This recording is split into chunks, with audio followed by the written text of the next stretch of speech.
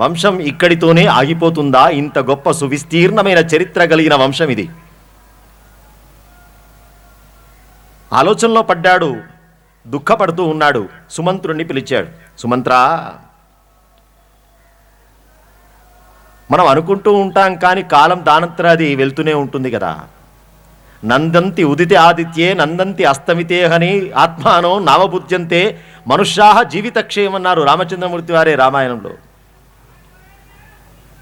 మనం కూర్చున్నా నిలుచున్నా, తాగినా తాగకున్నా, తిన్నా తినకున్నా కాలం నడుస్తూనే ఉంటుందిరా. నీ డైరీలో ఒక పేజీ పోయినట్టే, ఒక రోజు పోయినట్టే. అట్లాగే దశరథుడు సుమంత్రుని పిలిచి, సుమంత్రా, వృద్ధాప్యం మీద పడుతున్నదయ్యా, ఇంకా వంశాన్ని నిలబెట్టుకునే అవకాశం నాకు లేదా? బాధపడుతూ ఉన్నాడు. ఇక్కడ చక్కని మాట చెప్పినారండి. జరా కృతాంత దూతీవ కర్ణమూలముపాగత. ముసలితనం ఎట్లాంటిదయ్యా అన్నారు. ముసలివాడు వృద్ధాప్యం వచ్చినటువంటి వ్యక్తిట యమధర్మరాజు గారితో సమానుడు అన్నారు. కాదండి, విష్ణుమూర్తితో సమానుడు అన్నారు. కాదండి, శంకరునితో సమానుడు అన్నారు. కాదండి, చంద్రునితో సమానుడు అన్నారు. అదేమిటండి, వృద్ధాప్యం వచ్చిన తర్వాత ఇన్ని డిగ్రీలు ఉన్నాయా? ఇన్ని పోలికలు ఏమిటి అన్నారు. యముడితో సమానమంటే యముడికి ఇంకొక పేరున్నది, దండధరుడు అని పేరు యముడికి. దండం అంటే పాశం, రెండు రకాల అర్థం ఉన్నది. దండం అంటే తాడు, కర్ర. ఆయన తాడు పట్టుకుంటాడు, వృద్ధాప్యం వచ్చిన వాడు కర్ర పట్టుకుంటాడు. కాబట్టి కొంచెం మనకు పోలికలు ఉన్నట్టే. విష్ణువుతో పోల్చారు వృద్ధాప్యం వచ్చినటువంటి వాళ్ళు. విష్ణువు ఏమిటి అన్నారు? విష్ణువు గదాధరుడు. గద అనేటువంటి పదానికి ఇంకో అర్థం ఉన్నది, రోగం అని. అంతే కదా, రోగధరః గదాధరః. శివుడితో అన్నారు, శివుడికి 3 కళ్ళు కదా, మనకి 4, విరూపాక్షః. తేడా ఏం లేదు. ఇక చంద్రుడు అన్నారు. చూస్తే 15 రోజులు అట్లా ఉంటుంది, 15 రోజులు ఇట్లా ఉంటుంది వ్యవస్థ, శరీరం. కాబట్టి వృద్ధాప్యం మీద పడుతున్నదయ్యా, ఇంకా ఈ వంశాన్ని నిలబెట్టుకునేటువంటి బాధ్యత నేను తీర్చుకోలేకపోతున్నాను, ఏం చేయాలయ్యా అని ఆలోచించి అశ్వమేధ యాగం చేద్దామని నిర్ణయానికి వచ్చాడు దశరథ చక్రవర్తి. మొత్తం పురోహితుల్ని పిలిచారు. అయ్యా, నా సంకల్పం ఇది అని చెప్పి పురోహితుల ముందు విన్నవించుకున్నాడు. వశిష్ఠ వారన్నారు, సరవ్యాహ ఉత్తరే తీరే యజ్ఞశాలా విధీయత. ఓ అద్భుతం మహారాజా, మంచి సంకల్పం చేసినారు. సరయూ నదీ తీరంలో సరయుకు ఉత్తరము, సరయుకు దక్షిణము 2 తీరాలున్నాయి. మొత్తం అయోధ్యదే. సరయూ నది ఉత్తర తీరంలోనే మనం చక్కగా యజ్ఞశాలను నిర్మాణం చేద్దాం. అద్భుతంగా అఖండంగా యజ్ఞశాలలు నిర్మాణం చేద్దాం. అశ్వమేధం అంటే చాలా గొప్పనైనటువంటి దీక్షతో కూడినటువంటి యాగం. గంగాజల సమానేన వర్ణేన వపుషా శుభః కర్ణే శ్యామో ముఖే రక్తః పీతః పుచ్చే సులక్షితః మనోవేగః సర్వగతిః. ఒక అశ్వాన్ని చక్కనైనటువంటి ముహూర్త కాలంలో నిర్ణయం చేసి ఒక అశ్వాన్ని వదిలిపెట్టాలి. ఆ విధానం చాలా గొప్పదండి. కలియుగంలో అశ్వమేధ యాగ క్రతువు చేయడం చాలా కష్టం. కలియుగంలో కొన్ని నిషేధాలు ఉన్నాయి. అశ్వమేధ గవాలంబ సన్యాసం ఫలపైతృకం దేవలాచ్చ సుతోత్పత్తి కలౌ పంచనిషిధ్యతే అన్నది శాస్త్రం. కలియుగంలో అశ్వమేధం లేదు. కొన్ని యాగాలు కలియుగంలో నీ వల్ల కాదురా, మొదలుపెట్టినావా ఆ కర్మలో అనేక లోపాల వల్ల వచ్చే ఫలితం కంటే పాపమే ఎక్కువ ఉంటుంది. ఎందుకంటే చేయలేవు నువ్వు ఈ కాలంలో. అందుకే కొన్ని నిషేధమనే చెప్పింది, బ్యాన్ చేసేసినారు. దాంట్లో అశ్వమేధం ఒకటి. ఇది చాలా గొప్ప ప్రక్రియ. దాదాపు చెప్పాలంటే 1 సంవత్సర కాలం దీక్ష ఇది. గుర్రం వదిలిపెట్టాలా. ఆ వదిలిపెట్టినటువంటి గుర్రం స్వేచ్ఛగా తిరగాల. దాన్ని ఎవరూ పట్టుకోకూడదు. ఎవడైనా పట్టుకున్నాడనేటువంటి వర్తమానం తెలిస్తే వాడిని గెలవాలా. మళ్ళీ పూర్తి స్వేచ్ఛగా గుర్రం వదిలిపెట్టగలగాల. అది ఏ దేశంలోనైనా తిరగవచ్చు. దానికి బార్డర్స్ లేవు. మన ఊరిలోనే తిరగాలని లేదు. ఇంత గొప్పగా అశ్వాన్ని ఆరోగ్యవంతంగా కాపాడి ఆ అశ్వాన్ని సంవత్సరం లోపల తీసుకురావాలి. మళ్ళీ తీసుకువచ్చి ఆ అశ్వాన్ని దాంట్లో వప అని ఒక భాగం ఉంటుంది. ఆ వప అనేటువంటి భాగాన్ని శామిత్ర ప్రక్రియ ద్వారా తీసి దాన్ని హోమం చేస్తారు. దానికంటే ముందు చాలా ప్రక్రియ ఇక్కడ అశ్వమేధ యాగం గురించి కూడా చెప్పినారు రామాయణంలో. యజ్ఞ దీక్ష వహించినటువంటి ఇల్లాలు ఒక 3 సూదులతో ఆ గుర్రాన్ని కొన్ని స్థానాలు చెబుతారు. ఆ స్థానాల్లో పొడిచి ఆ రాత్రి అశ్వశాలలోనే ఆ యజ్ఞశాలలోనే నిద్రించి ఇట్లా ఒక యాగ ప్రక్రియ ఉన్నది. ఆ అశ్వం యొక్క వపను హోమం చేస్తే ఆ ధూమం, ఆ పొగ ఏదైతే వస్తుందో ఆ పొగను యజమాని పీల్చుకోవాలి. అది అశ్వమేధ యాగం యొక్క ఫలితం.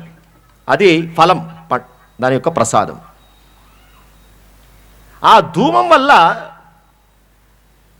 శరీరంలో ఉన్నటువంటి దోషాలు, ఈ శరీరం ద్వారా చేసినటువంటి పాపపు కర్మలు అవన్నీ పోతాయి అని చెప్పి శాస్త్రం.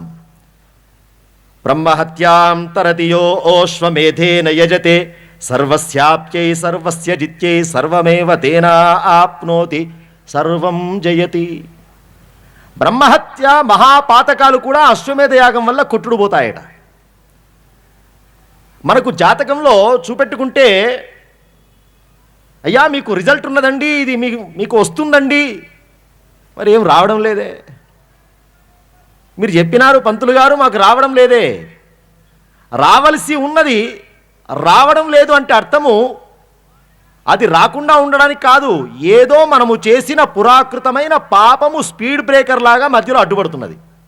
అది రెడీ ఉన్నది మనకి ఇవ్వడానికి, కానీ దాన్ని నువ్వు అందుకోవడానికి మధ్యలో బ్రేకులు ఉన్నాయి. ఏదో పాపం అడ్డుపడుతున్నది నిన్ను అందుకోనివ్వకుండా. ఇక్కడ దశరథునికి సంతానం లేదా? దశరథునికి సంతానం పొందేటువంటి అవకాశం ఉన్నది, కానీ ఏదో ఒక మహత్తరమైన పాపము అడ్డుపడుతూ ఉన్నది. అది పోనిది ఆ ఫలాన్ని తాను తీసుకోలేడు. అది పోవడమే అశ్వమేధ యాగం యొక్క లక్షణం. అశ్వమేధ యాగంతోటే సంతానం కాదు, అశ్వమేధము తర్వాత మళ్ళీ పుత్రకామేష్టి చేయాలి. అశ్వమేధం వరకు మధ్యలో ఉండే స్పీడ్ బ్రేకర్ లాగా ఉండే దోషాలు పోతాయి. పుత్రకామేష్టి ద్వారా పొందాల్సినటువంటి ఫలితం పొందుతాడు. అది దాని యొక్క విధానం. ఆ అశ్వమేధ యాగం కోసం చక్కగా ఏర్పాట్లు జరుగుతున్నాయి. చక్కనైనటువంటి అశ్వాన్ని వదిలిపెట్టారు. ఈ అశ్వం గురించి కూడా ఎట్లాంటి అశ్వం అన్నారు? గంగాజల సమానేన వర్ణేన వపుషాశుభ కర్ణే శ్యామ ముఖే రక్త పీత పుచ్చే సురక్షిత. తెల్ల శరీరం, నల్లని చెవులు, ఎర్ర రంగుతో ఉన్న ముఖం, అలాగే పసుపు రంగులో ఉన్న తోక. ఎక్కడ దొరకాలి ఈ గుర్రం? సుమంత్ర, ఉన్నాయా మన అశ్వశాలలో గుర్రాలు? ఇట్లాంటి గుర్రం అన్నాడు. పోయి రిపోర్ట్ తీసుకువచ్చాడు. మొత్తం అశ్వశాలలో చాలా నిండుగా ఉన్నాయి, ఏం ఇబ్బంది లేదన్నాడు. మంత్రి చూడండి, ఏదైనా చేద్దామని ఒక సర్వెంట్ను పంపిస్తే, అది మీ వల్ల సార్ అది మనకు దొరకదు. అది దుకాణంలో కరీంనగర్ మొత్తం తిరిగినా దొరకదు. ప్రయత్నమే చెయ్యం మనం, అడుగు కూడా బయట పెట్టాం మనం. ఎట్లా ఉండాలా? ఎక్కడైనా ఉండి తీసుకొని వచ్చేవాడు. సెలక్షన్ అట్లా ఉండాలి. సుమంత్రుడు అట్లాంటి వాడు. అయ్యా బ్రహ్మాండంగా ఉన్నాయి, అద్భుతంగా ఉన్నాయి యజ్ఞాన్ని నిర్వహించడానికి అశ్వశాలలో అనేక అశ్వాలు ఉన్నాయన్నారు. ఇంకే అద్భుతంగా అఖండంగా యజ్ఞానికి ఏర్పాటు జరుగుతున్నాయి. ఇదే సమయంలో సుమంత్రుడు రహస్యంగా దశరథ చక్రవర్తి దగ్గరికి వచ్చి, మహారాజా మీకు ఒక విషయం చెప్పాలి, చెప్పరా అబ్బాయి? మీకు ఖచ్చితంగా 4 పుత్రులు పుడతారు. ఎవరో చూసినట్టే చెప్తున్నావు. మీకు ఖచ్చితంగా 4 పుత్రులు పుడతారు మహారాజా. తథాస్తు కాని అన్నాడు. మళ్ళీ కానేమిటయ్యా? మీరు ఒక ప్రయత్నం చేయాలి. ఇంకా ఏం ప్రయత్నం? అశ్వమేధ యాగం ప్రారంభించినామా? అశ్వమేధ యాగానికి మీరు ఒక మహర్షిని ప్రత్యేకంగా పిలిచి వారి ద్వారా ఈ యజ్ఞము నిర్వహిస్తే, ఆయన వచ్చి నిర్వహిస్తేనే మీకు 4 పుత్రులు. ఎవరాయన? నీకేం తెలుసు? నీకెట్లా తెలుసు? చెప్తాను కూర్చోండి అని చెప్పి కూర్చోబెట్టి బ్రహ్మగారి సభలో ఋషులంతా ఒకసారి సమావేశం ఏర్పాటు చేసుకున్నప్పుడు ప్రతి అమావాస్య బ్రహ్మగారి సభనట. మహాభారతంలో చెప్తారు. లీజర్ పీరియడ్ ఉన్నప్పుడే మీటింగ్ పెట్టుకుంటే సక్సెస్ అవుతుంది. పెళ్ళిళ్ళు ఉన్నప్పుడు ఫంక్షన్ హాల్ కూడా దొరకదు. అందుకే అమావాస్య పెట్టుకున్నారు ఆయన. ఋషుల యొక్క సభ జరిగేది. సభ జరిగినప్పుడు ఏముంటుందండి ఎజెండా? వాళ్ళకేముంటుంది ఎజెండా? ఋషులది. లోకంలో యజ్ఞయాగాదుల గురించి, చక్కగా ధర్మం గురించి, లోకంలో ఎవరెవరు చక్కగా ధర్మ అనుష్ఠానం చేస్తున్నారు, ఇదే అక్కడ. అట్లాంటి సందర్భంలో ఒక చర్చ వచ్చింది. ఈ సూర్యవంశంలో దశరథుడు అనే మహారాజు దగ్గర చాలా బాధపడుతూ ఉంటాడు. సంతానం కోసం చాలా సంవత్సరాలు బాధపడతాడు. కానీ ఋష్యశృంగుడు అనే పేరు కలిగిన మహర్షి వారిని పిలిచి ఆయన యజ్ఞం కనుక చేస్తే ఆయనకు ఖచ్చితంగా 4 పుత్రులు పుడతారయ్యా అని సనత్ కుమారుల వారు ఆ ఋషి సభలో చెప్పినటువంటి మాటలు మన దాకా వచ్చినాయి. ఏమిరా ఈ ముక్క ఎప్పుడో చెప్తే అయిపోతుంది. సుమంతుడు రోజు ఇంట్లో తిరిగేవాడే, అవునా? ఈ విషయం ఎప్పుడో చెప్తే అయిపోయేది కదా. ఈ పాటికి హాయిగా రాముని పెళ్లి కూడా అయిపోయేది.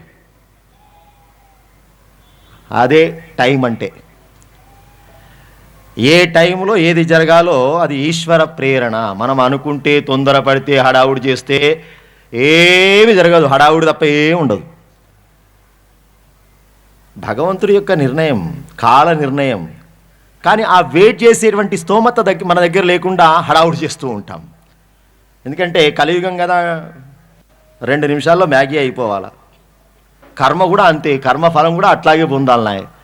కొబ్బరికాయ కొట్టినావా భగవంతుడు ప్రత్యక్షంగా రిజల్ట్ ఇచ్చేయాలి. కొత్త చెప్పినాడు. ఇప్పుడు చెప్పాల్సినటువంటి ప్రేరణ ఎక్కడి నుంచి వచ్చింది? భగవంతుడు రావాలని నిర్ణయించుకున్నాడు కాబట్టే వేదిక భూమిపైన తయారవుతూ ఉన్నది. భగవత్ ప్రణాళిక ఇది. మరి ఋష్యశృంగుని తీసుకోవద్దాం. ఎక్కడ ఉన్నారయ్యా? అంత సామాన్యం కాదు స్వామి. ఆయన తీసుకురావడం, ఆయన కదల్చడం. ఎందుకురా అన్నాడు. ఆయన చరిత్ర మీరు కాస్త వింటే అప్పుడు తెలుస్తుంది ఋష్యశృంగుడు అంటే ఎవరు. చక్కగా కూర్చోబెట్టుకొని ఋష్యశృంగ మహర్షి యొక్క చరిత్ర సుమంత్రుల వారు దశరథ చక్రవర్తి గారికి వివరిస్తూ ఉన్నారు. ఎవరి ఋష్యశృంగుడు? విభాండకుడని ఒక మహర్షి అరణ్యంలో చక్కగా తపస్సు చేసుకుంటూ ఉన్నాడు. ఒకానొక మారు ఊర్వశి అనేటువంటి ఒక అప్సరసా స్త్రీని చూసి కొంచెం మోహపడ్డాడు. తేజస్సు స్ఖలనమైపోయింది. ఒక సరస్సులో పడ్డది.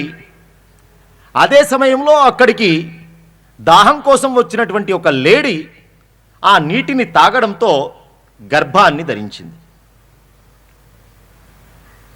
లేడి గర్భాన్ని ధరించి ప్రసవించినటువంటి శిశువు మగ శిశువు. ఆ పిల్లవాడు ఒడ్డు మీద ఉంటే ఆ పిల్లవాడిని తీసుకొని విభాండక మహర్షి తన దివ్య దృష్టితో చూసి తన తేజస్సుతో పుట్టినవాడనేటువంటి భావన చేసి తన ఆశ్రమంలో ఆ పిల్లవాడిని పెంచుకుంటూ ఉన్నాడు. చక్కగా సంస్కారాలు చేస్తూ ఆ పిల్లవాడికే ఋష్యశృంగుడు అని పేరు పెట్టినారు ఆయన. శృంగం అంటే కొమ్ము. లేడి గర్భం నుంచి వచ్చాడు కాబట్టి ఆ గుర్తుగా మాతృ చిహ్నంగా శిరస్సు మీద ఒక కొమ్ము అట్లాగే నిలిచిపోయి ఉన్నది. మిగతా శరీరం అంతా మానవ శరీరం అయినా అందుకే ఋష్యశృంగ అని పేరు పెట్టినారు ఆయన. ఎంత జాగ్రత్తగా పెంచుతున్నాడంటే ఆ పిల్లవాడిని నేనే ఇంతకు ముందు ఊర్వశిని చూసి కొంచెం అటు ఇటు అయిపోయినాను. మా పిల్లవాడికి అసలు స్త్రీ అంటే ఎట్లా ఉంటుందో కూడా తెలియకుండా పెంచాలి. రెండే కదా మోహానికి కారణం, కాంత కాంచనం. ఎట్లాగూ మునుల యొక్క ఆశ్రమాలు కాబట్టి కాంచనానికి ఇబ్బందే లేదు, దాంతో బాధే లేదు. ఈ మధ్యలో ఈ ఇంద్రుడి పరీక్షలకు లోబడకుండా ఉండాలంటే కొంచెం అసలు స్త్రీ అంటే ఎవరో కూడా తెలియకుండా అంత జాగ్రత్తగా పెంచుదాం. అంత జాగ్రత్తగా పెంచినాడట ఆయన. అగ్నికార్యం, అగ్నిహోత్రుడు, వాళ్ళ నాయన, ఆ అడవిలో ఉన్న జింకలు అవి తప్ప, ఆ అడవిలో ఉండేటువంటి చెట్లు, జామకాయలు, దానిమ్మకాయలు తప్ప, ఫలాలు తప్ప ఇంకో ప్రపంచమే లేదు ఆయనకు. అనుష్ఠానం తపస్సు, అనుష్ఠానం తపస్సు, ఇది ఆయన జీవన విధానం. అఖండమైన బ్రహ్మచర్య వ్రతంలో ఉన్నాడు ఆయన. అద్భుతమైన అఖండమైనటువంటి బ్రహ్మచర్య వ్రత దీక్ష శక్తి కలిగిన వాడు ఆయన. అట్లాంటి ఆయన ఆ అరణ్యం లోపల తపస్సు చేసుకుంటూ ఉంటే ఆ అరణ్యం పక్కన ఒక రాజ్యం ఉన్నది. ఆ రాజ్యం పేరు అంగరాజ్యం అన్నారు. ఇక్కడ కూడా ఒక విశేషం చెప్పినారు. ఒక లేడీ ఒక ఋషికి సంతానం ఇవ్వడం ఏమిటి? ఒక ఋషి ఒక విభాండక మహర్షి యొక్క తేజస్సును తన గర్భంలో ధరించేంత వ్యవహారం అక్కడ ఒక లేడీకి ఉండడం అంటే అది ఏదో ఒక పూర్వజన్మలో గొప్పనైనటువంటి స్థితి నుంచి రావలసి ఉండాలి అని ఆలోచన చేస్తే చిత్రరేఖ అని ఒక గంధర్వ కన్య ఆవిడ బ్రహ్మగారి సభలో నృత్యం చేసేటువంటి అప్సరస ఆవిడ. బ్రహ్మగారి సభలో అప్పుడప్పుడు విశ్రాంతి సమయంలో ఉత్సాహపరచడానికి ఈ నృత్య ప్రదర్శన జరిగేది. నృత్య ప్రదర్శన జరుగుతూ ఉన్నప్పుడట ఆమె నృత్యం ప్రారంభించింది. కానీ ఎదురుగా బ్రహ్మగారు ఉన్నారు. సభ ఒక మర్యాద ఉంటుంది. సంగీత కచేరీకి కానీ నాట్య ప్రదర్శనకు కానీ కొన్ని మర్యాదలు ఉంటాయి. అట్లాగే ఆవిడ నృత్యం చేస్తూ బిత్తర చూపులు చూస్తూ భయపడిపోయినట్టుగా చూపులు చూస్తూ వచ్చిన వాళ్ళు ఎవరు, వాళ్ళకి నా ప్రదర్శన నచ్చుతుందా నచ్చదా అన్నట్టుగా సభలో ఉన్న వాళ్ళనే చూస్తూ నృత్యం చేస్తున్నదట. కానీ బ్రహ్మగారు అధ్యక్షతగా కూర్చున్నటువంటి బ్రహ్మగారి వైపు అసలు చూడడమే లేదట. సభా మర్యాద ప్రకారం ఎవరు వచ్చారు ఏమిటనేది లేకుండా ఏకీకృతమైనటువంటి ఏకాగ్రతతోటి బ్రహ్మస్థానం వైపు చూస్తూ నృత్యం చేయాల్సినటువంటి స్త్రీ ధర్మం తప్పింది అనేటువంటి ఉద్దేశంగా నువ్వు ఇక్కడ ఉండడానికి వీల్లేదు, లేడీలాగా బిత్తల చూపులు చూస్తున్నావు కాబట్టి లేడీ జన్మ ఎత్తుదువుగాక. అయ్యా ఏదో చిన్న దోషానికే ఇంత, అక్కడికి వెళ్ళినా నీవు గొప్పనైనటువంటి ఒక ఋషీశ్వరుడికి జన్మ ఇచ్చి నీ శాపాన్ని ఉపసంహారం చేసుకొని మళ్ళీ నువ్వు అప్సరసా వస్తావు. అట్లా ఋష్యశృంగుల వారికి జన్మ ఇచ్చిన తర్వాత మళ్ళీ ఆ దేవకాంత మళ్ళీ బ్రహ్మలోకానికి వెళ్ళిపోయింది. అందుకే విభాండక మహర్షి యొక్క తేజస్సును స్వీకరించేంత యోగ్యత ఆ లేడికి కలిగింది అన్నారు. ఇక్కడ అనుష్ఠానం చేసుకుంటున్నాడు, చక్కగా తపస్సు చేసుకుంటున్నాడు ఋష్యశృంగుడు. పక్కనే అంగదేశమని ఒక దేశం ఉన్నది.